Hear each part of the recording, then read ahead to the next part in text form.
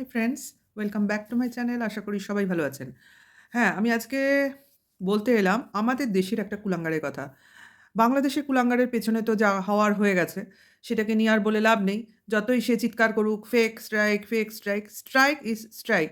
YouTube যখন মেনে নিয়েছে, স্ট্রাইক যখন দিয়েছে, এটা যখন রিভিউ হয়েছে, তখনই তারা যা দেখার দেখে নিয়েছে। কাজেই এখন যেটা প্রচার হচ্ছে, ফালতু প্রচার। সবাইকে বোঝানো হচ্ছে যে, যে স্ট্রাইক দিয়েছে সে ভুল স্ট্রাইক দিয়েছে। ওকে, যা খুশি বোঝাবার চেষ্টা হোক। এইটা ইউটিউব গ্রাউন্ডটাই হয়ে গেছে যেন যে যার বাবার জায়গা। এখানে এসে আমি ওস্তাদি মারবো, আমি এখানে সেরা ওস্তাদ, আমার কথাই সেরা, আমার কথাই দর্শক সবাই বিশ্বাস করো। অ্যাকচুয়ালি এটাই ট্রেন্ড। যাকগে, সে তো বাংলাদেশের একজন কুলাঙ্গার। তার সঙ্গে যা হওয়ার হয়ে গেছে, ভগবানের মার ভগবান দেখিয়ে দিয়েছে। কিন্তু আমাদের দেশের কুলাঙ্গারটার কী হবে? আমাদের দেশের ছেলে কুলাঙ্গারটার কী হবে? যে কিনা এতগুলো ওমেন কন্ট্রোভার্সি ক্রিয়েটরদের সঙ্গে বসে বসে সে কন্ট্রোভার্সি চালিয়ে যাচ্ছে এবং সাপোর্টার হচ্ছে সব মহিলারা। একটা ছেলেও এর পাশে নেই। হ্যাঁ, ভিউয়ার্সদের কথা আলাদা, ক্রিয়েটরদের কথা বলছি। সমস্ত মেয়েদের সাপোর্ট নিয়ে এ চলছে। কারণ এ জানে আরেকটা মেয়েকে বলতে গেলে আমার ১০টা মেয়ের সাপোর্ট দরকার। তবে না আমি সেই মেয়েটাকে আম মানে আক্রমণ করতে পারবো খুব ভালোভাবে। এখন যদি আমি একজনকে বলি আর এদের সাপোর্ট যদি আমার পাশে না থাকে তো হয়ে গেল আমার ইউটিউব কেরিয়ার, তাই না? কাজেই আ সে সারাদিন শুধু প্ল্যান করে কিভাবে একটা কথাকে ঘুরিয়ে অন্যের ঘাড়ে চাপিয়ে দেওয়া যায়, কতগুলো মিথ্যে কথাকে সত্যি করে বলা যায়, আর কিছু ফালতু গালাগালি দেয়া যায়। সে লাইভেই দিক, ভিডিওয় দিক, সব জায়গায় দিক। এর সম্বন্ধে বলতে গেলে অনেক কথা বলতে হয়, অনেক কিছু বলতে হয়। কিন্তু আমি বেশি কিছু কথার মধ্যে যাব না। ভাবিনি কোনো ক্রিয়েটরকে নিয়ে আমার এভাবে কথা বলতে হবে, কিন্তু উপায় নেই। এর আগেও একজনকে নিয়ে বলেছি, দেখো, যার অন্যায় দেখব সেটাকে নিয়েই বলতে হবে। তাহলে এ অন্যায় করতে তার লিমিট ক্রস করে গেছে। হ্যাঁ, যতক্ষণ সে তার নিজের অন্যায়ের উপর বেস করে বলছিল, না আমার প্রতি এই অন্যায় হয়েছে, আমার বউকে এই বলা হয়েছে, আমার ছেলেকে ওই বলা হয়েছে, আমি তার প্রতিবাদ করছি, ততক্ষণ অবধি ঠিক ছিল।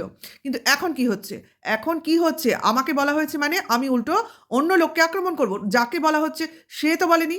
তাহলে তুমি কেন বলছো? কথাটা এখানে। তবুও আমি এখনো আমার ল্যাঙ্গুয়েজ ঠিক রেখেছি। আমি তুমি করে চেষ্টা করছি কথা বলতে। অ্যাকচুয়ালি এই সম্মানটুকুও ডিজার্ভ করে না। সারাক্ষণ ইউটিউবে বলা হয়, বাচ্চাদের নিয়ে বলবে না, বাচ্চাদের নিয়ে বলবে না। আ এ বাচ্চাদের নিয়ে বলেছে, ও ডাইনি, ও আম বাচ্চাকে কি, এত সব হাজার কথা বলা হয়। হ্যাঁ? আর এ যখন অন্যদের বাচ্চাদের নিয়ে বলে, তখন সেগুলো শুধু এ নয়, এরকম অনেক আছে। অন্যের বাচ্চাদের নিয়ে কথা বলে, তখন তাদের কি বলা হবে? হ্যাঁ, ছেলে হলে কি বলা হবে? ওকে যদি ডাইনি বলা হয়, একে কি বলা হবে? রাক্ষস ছাড়া কিছু না। রাক্ষস, খক্ষস যা খুশি বলা যেতে পারে। তাহলে ওয়াইটির রাক্ষসটা কে? রাক্ষস দাদাই বটে। হ্যাঁ, আমার দাদা না, তো ছোট, অনেক ছোট। কাজেই তাকে দাদা আমি বলতে পারব না। রাক্ষস বলেই ডাকবো। এই রাক্ষসটার কি হবে? এই রাক্ষসটার দমন অ্যাকচুয়ালি কি হবে? কি করে হবে? কে করবে? সেটাই জানতে চাই।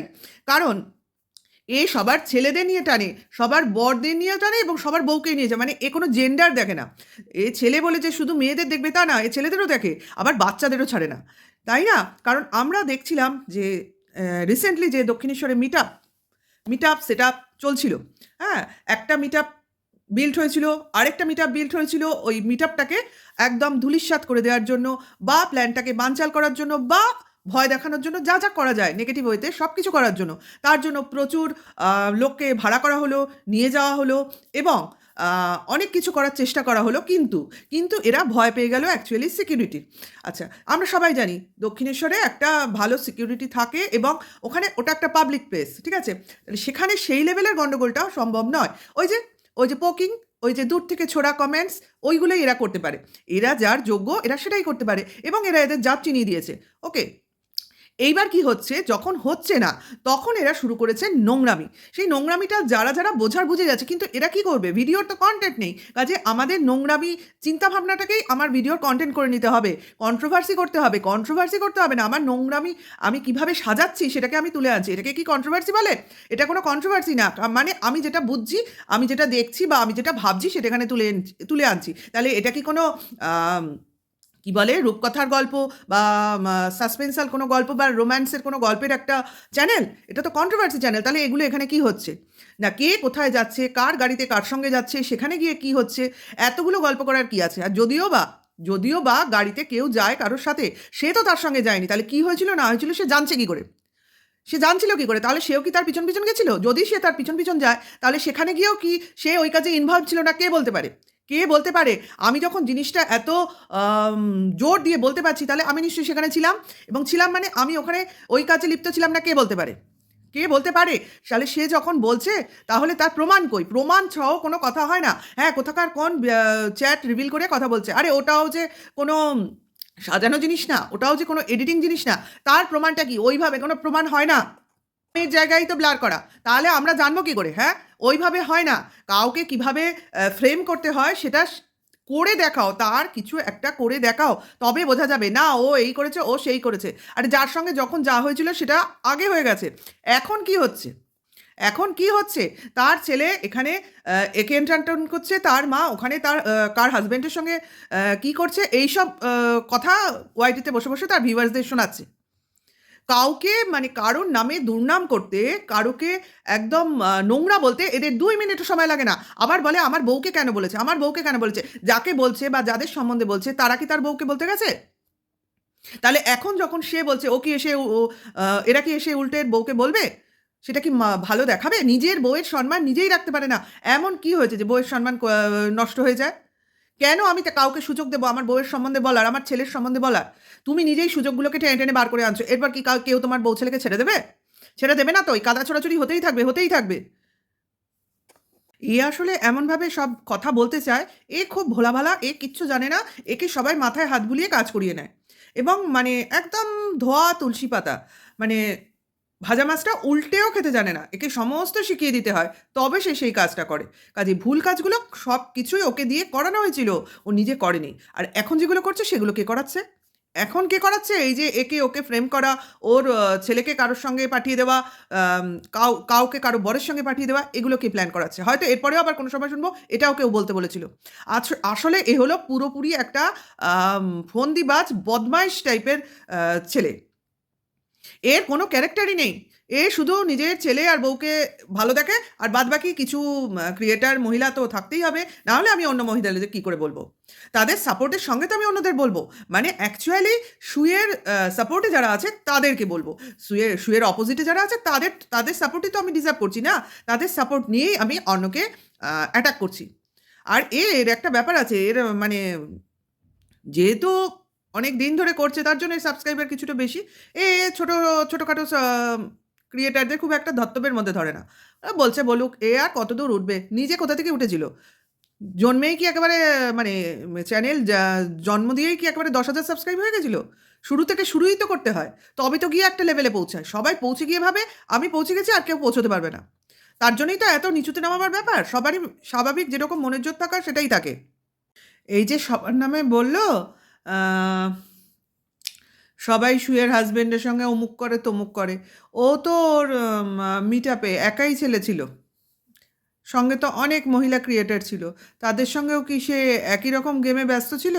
নাহলে তার এত অভিজ্ঞতা আসে কী করে? আমার তো মনে হয় তার সঙ্গে যেসব মহিলা ক্রিয়েটররা ছিল, তাদের সঙ্গেও এইসব কাজই করে। তার জন্যই সে জানে, হ্যাঁ, অন্যান্য ক্রিয়েটররা কী করতে পারে বা কোথায় করতে পারে বা কীভাবে করতে পারে। তার জন্যই, হ্যাঁ, এত অভিজ্ঞতা নিজের থাকার জন্যই অন্যের সম্বন্ধে এত কিছু সে বলতে পারে, ইম্যাজিন করতে পারে। নাহলে কই আমাদের মনে তো এসব আসেনি যে এটা হতে পারে, এইরকম হয়তো হয়েছে বা আম হওয়ার সম্ভাবনা রয়েছে। এরই মাথা থেকে এগুলো বেরোয়। তার মানে এসবে অভ্যস্ত। এইসব কাজই করে। আমার তো মনে হয় যেসব মহিলা ক্রিয়েটররা একে সাপোর্ট করে, এর সঙ্গে কোনো না কোনোভাবে এদের সম্পর্ক রয়েছে। নাহলে কিভাবে সাপোর্ট করে? এর যে রিলেশান দিদি ডাকে, বোন ডাকে, অমুক ডাকে, মাসিমা যাই ডাকুক না কেন, আমার মনে হয় এ কোনো কিছুরই রেয়াত করে না। তার জন্যই তো সব রিলেশনই সবার সঙ্গে জুড়ে দেয়। তাই না? যে নিজে যে জিনিসটা করবে সেই তো অন্যের ক্ষেত্রে সেটা ভাববে। আমি ঠিক কি না আমার ভিউয়ার্সরা বলবে। কারণ এই নোংরামিটা এর জন্যই ওয়াইটিতে ক্রমশ বেড়ে যাচ্ছে। কয়েকজন ক্রিয়েটর একটা বাংলাদেশি কুলাঙ্গারের তো দিন শেষ হয়ে এসছে। আরও আছে। কিন্তু আমাদের দেশের কুলাঙ্গারেরও তো কিছু হওয়া দরকার। তারও তো কিছু শাস্তি পাওয়া দরকার। ভগবান নিশ্চয়ই এর জন্যও কিছু ভেবে রেখেছে। আসবে, সেই দিনও আসবে যেটা আমরা দেখব। এত নোংরামি, এত নোংরা প্রচার, হ্যাঁ, কেউ সহ্য করতে পারবে না। শুধু মহিলাদের আক্রমণ, শুধু কারণ কোনো পুরুষ নেই এখানে? তার জন্য কারোর হাজব্যান্ডকে ধরে, কারোর ছেলেকে ধরে, কারোর মেয়েকে ধরে, সবাইকে নোংরামি করে বেড়ায়। আর যারা ওর নিজের সহ-ক্রিয়েটর তাদের ছেলেমেয়েকেও একসময় বলতে ছাড়েনি যখন প্রতিদ্বন্দ্বিতা করেছে। তাহলে আজকে তাদের পাশে গিয়েই সে এখন মিষ্টি মুখে দাঁড়িয়ে রয়েছে এবং সবাই ওকে ভাই ভাই করে হাত বোলাচ্ছে। যত সব নোংরামি চলছে এখানে। আমার দলে এসো, তোমার ফরে আমি। আর যেই আমি বিপরীতে যাব তোমার আমি চরম সর্বনাশ করে ফেলবো। এই একটা প্রাণপণ প্রচেষ্টা হয়ে চলেছে সবার মধ্যে। আর এদের ভিউয়ার্সদের বলিহারি এই নোংরামিকে এরা সাপোর্ট করে কি করে? এই নোংরামিটা আসলে এরাই চায়। তার জন্যই ওয়াইটিতে এত বাড়াবাড়ি চলছে। যাই হোক, আমার যারা সাপোর্টার আছো বা ভিউয়ার্সরা যাদের সম্বন্ধে এসব বলছে, তোমরা নিশ্চয়ই এদের দেখো বা ফলো করো। তোমরা কিছু একটা ব্যবস্থা করে এই ধরনের নোংরামি যারা করছে ওপেন বসে বসে, তাদেরকে বয়কট করার চেষ্টা করো।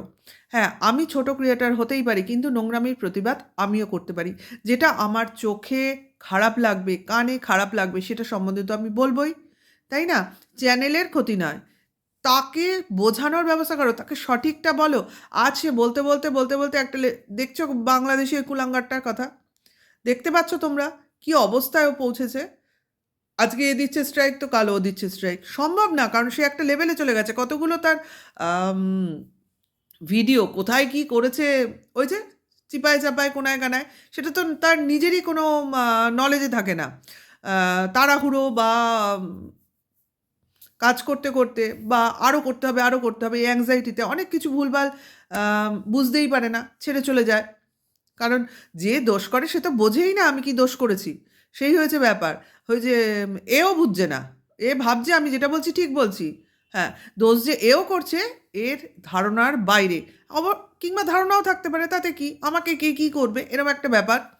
আসলে কাউকে সবাই কিছু করতে পারে না। আমরাও হয়তো কিছু করতে পারবো না। এর জন্য ভগবান অন্য কিছু ভেবে রেখেছে।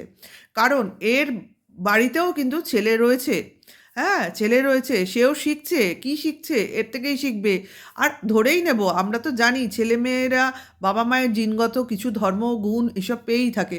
কাজেই চরিত্রগত গুণ অটোমেটিক চলে আসবে। ভালো মানুষের মুখোশ পরা ভেতরের মানুষটা ক্রমশ বাইরে বেরিয়ে আসবেই। হ্যাঁ, বাচ্চা ছেলে, তাকে বলার কিচ্ছু নেই। কিন্তু এও তো কোনো বাচ্চাকে ছাড়ে না। বাচ্চাকে ছাড়ে কি? সেই জন্যই বলা, আর কোনো কথা নেই। ঠিক আছে, আজকে এইটুকুই। আবার আসবো অন্য সময় অন্য কোনো ভিডিওর সাথে। তাহলে আমার যারা ভিডিওটা দেখছো তারা প্রথম থেকে যদি ভালো লাগে তাহলে লাইক, কমেন্ট, শেয়ার করো আর সাবস্ক্রাইব করে দিও। এখনকার জন্য টাটা।